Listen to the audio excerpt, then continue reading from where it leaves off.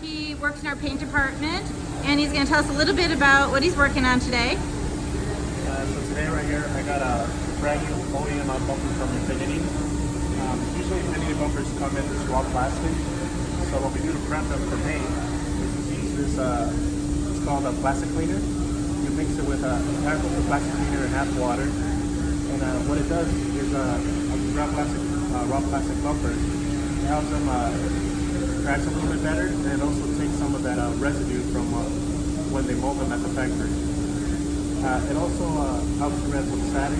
If you were just to scratch this bumper without this cleaner, what would happen is it would create a lot of static and attract a lot of dust to it. So tell me why you want to scratch a brand new plastic bumper. We want to do it because it helps attract the paint to it, so it won't peel off later down the road. Okay, so this is a standard refinishing procedure. Yeah. Okay. All right. Thanks, Ben.